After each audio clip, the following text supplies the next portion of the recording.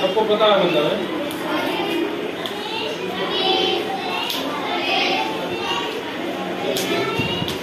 अच्छा चलो, ये गिनती तो हो गई आपको। अब ये बताओ इसमें पहला लेटर कौन सा है? इसका पहला लेटर कौन सा है? पहला लेटर कौन सा है? दूसरा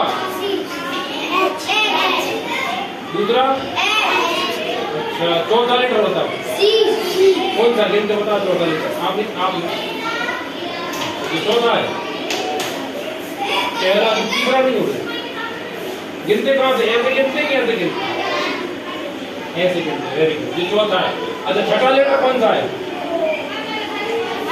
आप बताओ छठा लेटर पूछ रहा हूँ। गिनते बताओ छठे नंबर पर कौन सा है? ये कौन सा है? क्या है? ऑप्शन क्या है?